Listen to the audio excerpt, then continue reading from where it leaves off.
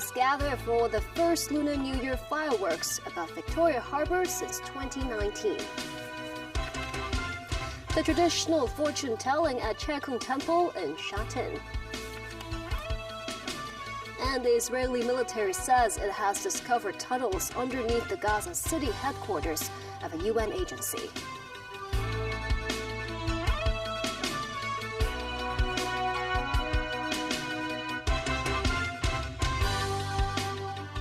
Hello, welcome to TVB News. A 23-minute Lunar New Year fireworks display will light up the night sky above Victoria Harbour at 8 o'clock this evening. This will be the first Lunar New Year fireworks show since 2019. Some spectators arrived at vantage points hours early to wait for the show. Musin reports. The weather was warm and sunny during the day. Crowds could be seen along the Tim Sa Tsui promenade, many dressed in festive colors, including red and yellow.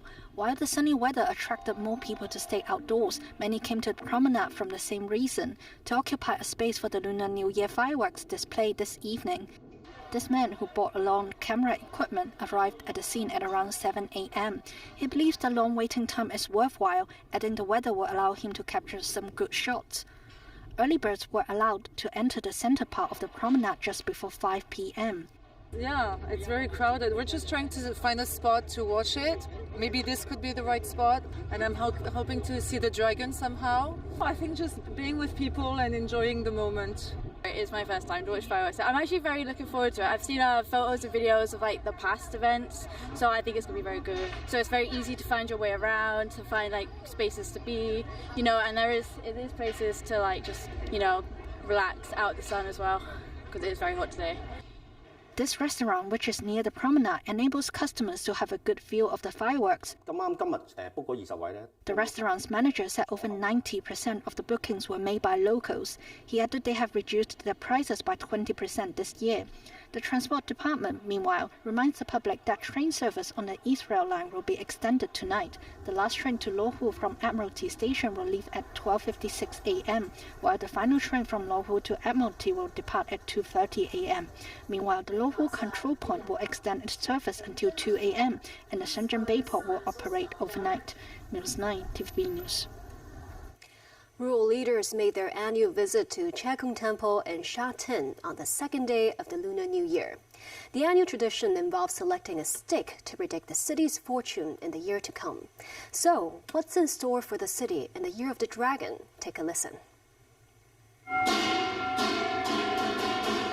While the COVID pandemic is now in the rearview mirror, the city's economic outlook remains a question.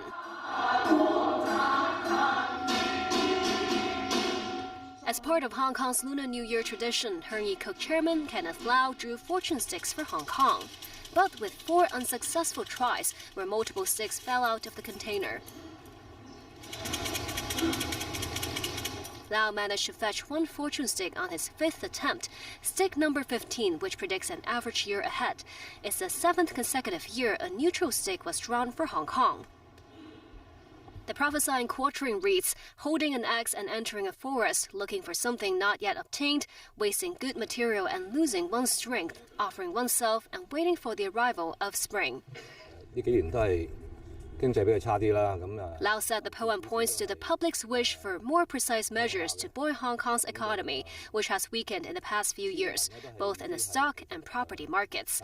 But the poem said spring will come, meaning there's a chance for better outcomes, Lau added. He also called for the relaxation of property cooling measures.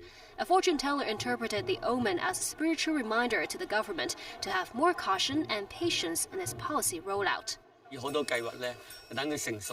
He said the mediocre stick bears a bit more negative connotation, and the city's economy might have to wait until the end of the year to see more green shoots, and cautions the government to consult more opinions before implementing its plans. Meanwhile, the chairman of the Sha Tin Rural Committee drew a positive number 50 fortune stick for the Sha Tin district. With a more auspicious note, the sticks first indicated household peace as well as financial success, and challenges might come, but they will be followed by smoother paths ahead. Apart from rural leaders, many devotees also flocked to Chek Kung Temple to pray for blessings and good fortunes, with the burning of incense, the beating of drums, and the spinning of fortune pinwheels. Among the common wishes among Hong Kongers are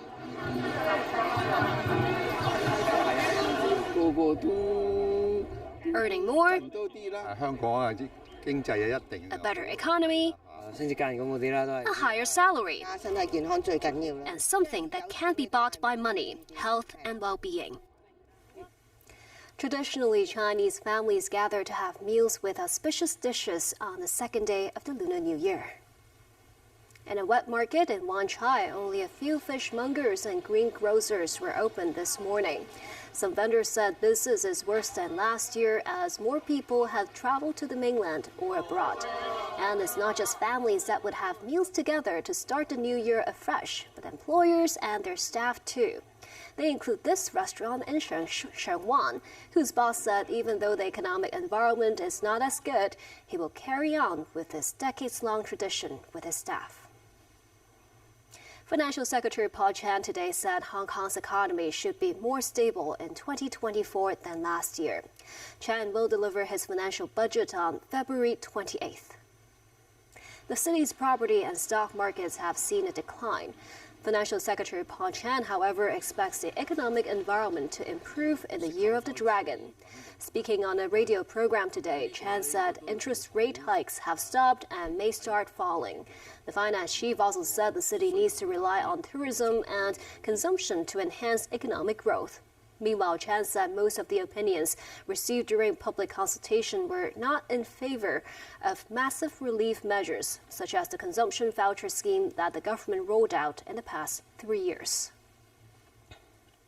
In Pakistan, tensions are building as voters wait for the complete results of a general election to decide who will lead the country of 241 million. After Thursday's vote, independent candidates backed by the party of jailed former Prime Minister Imran Khan have won 100 out of the 265 seats, with 10 seats still to be decided. Both Khan and his rival Nawaz Sharif declared victory on Friday, with the latter also wanting to form a coalition government. Independent candidates are not allowed to form a government unless they are aligned with a party. Khan's aides said they will soon announce which political party the candidates will become a part of. Khan is in prison for convictions ranging from leaking state secrets to corruption and an unlawful marriage. He denies the charges. Sharif's Pakistan Muslim League won 72 seats, while the Pakistan People's Party of Bilawal Bhutto Zardari took at least 53 seats and will be much sought after to form a ruling coalition. Myanmar's military government on Saturday activated for the first time a decade-old conscription law subjecting men and women to at least 2 years of military service if called up. Government spokesperson Major General Zhao Mintun said the law could help prevent war through a show of strength to enemies.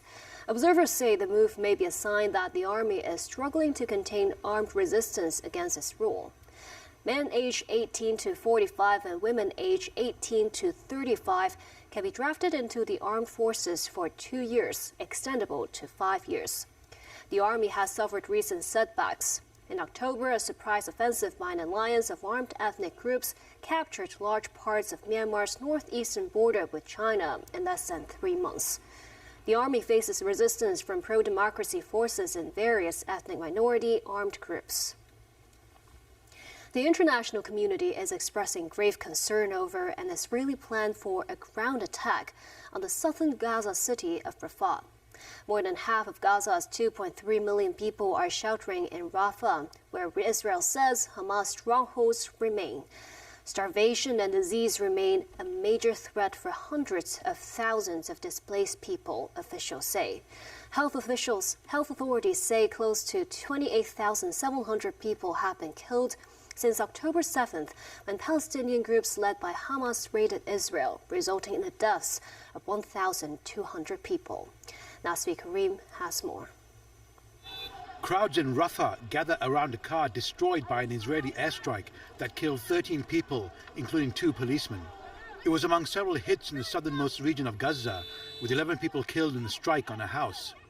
Rafah is meant to be a safe haven, the place where hundreds of thousands of Palestinians were told to evacuate to, as Israel focused on eliminating Hamas in the northern and central areas. The IDF is now targeting 4 Hamas battalions in Rafah, despite deep concern from the international community of a humanitarian catastrophe, with 1.5 million people crammed into the area and nowhere to go. The foreign ministers of Britain, the Netherlands and Germany, among others, have expressed their misgivings. But Israeli Prime Minister Benjamin Netanyahu says to not eliminate Hamas from all parts of Gaza is to admit defeat in the war. In the northern Gaza city, the IDF said it has uncovered a Hamas tunnel network under the headquarters of the United Nations Palestinian Relief Agency UNRWA. The 800-meter-long tunnel branched off at various points into rooms with computer servers.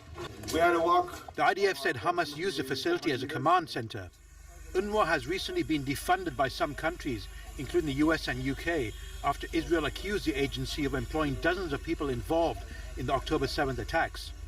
The body's chief, Philip Lazzarini, said they were unaware of what lay beneath the office, and its staff had left the facility on October 12th after being ordered to do so by Israel.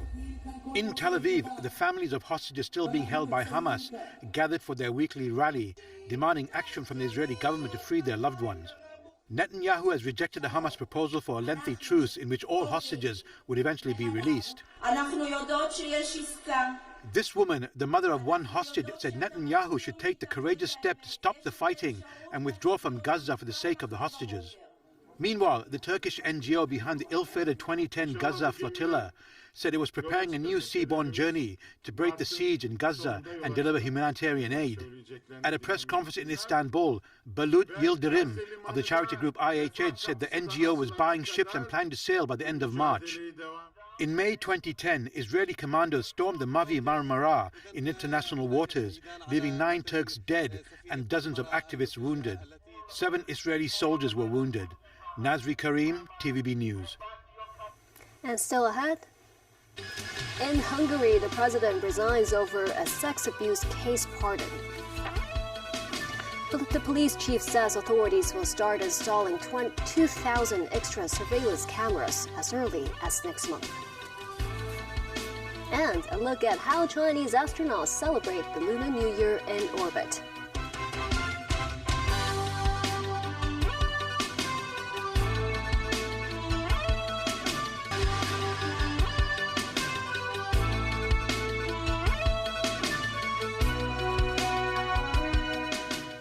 Welcome back. Hungarian President Katalin Novak resigned on Saturday. This after she came under mounting pressure for pardoning a man convicted of helping to cover up sexual abuse in a children's home. The scandal is a rare setback for Prime Minister Viktor Orban, who has been in power since 2010 and now faces European Parliament elections, just as the country emerges from an inflation crisis. Daniel Rao reports. Katalin Novak, a close ally of Conservative Prime Minister Viktor Orban, resigned a week after her presidential pardon was first reported by local news site 444.hu. Novak pardoned some 24 people in April 2023, among them the deputy director of the children's home, who helped the institution's former director hide his crimes. Announcing her resignation, Novak said she decided to grant a pardon last April, believing that the convict did not exploit the vulnerability of the children whom he had overseen. Novak added she made a mistake, as the pardon and the lack of reasoning were conducive to triggering doubts about the zero tolerance that applies to paedophilia. This week, Hungarian opposition parties had demanded Novak's resignation over the case, and on Friday 1,000 demonstrators rallied at Novak's office calling for her to quit. On Saturday, Judith Varga, who is expected to lead Prime Minister Orban's Fidesz party list for the European Parliament elections and who also signed off on the pardon, said on Facebook she would step down as a Fidesz MP, taking responsibility for her decision. The head of Fidesz's parliamentary group, Matej Koksis, said Novak and Varga made responsible decisions which the party would respect. The scandal was a rare setback for Prime Minister Orban, who has been in power since 2010 and who faces European Parliament elections just as the country emerges from an inflation crisis. Orban has for years campaigned to protect children from what he has described as LGBTQ activists roaming the nation's schools. This has been one of several issues over which Orban has clashed with the European Commission. In a bid to contain the political damage, Orban personally submitted a constitutional amendment to Parliament late on Thursday, depriving the President of the right to pardon crimes committed against children. Fidesz leads opinion polls ahead of European Parliament elections in June, but about a third of voters are undecided. Danaral TV News.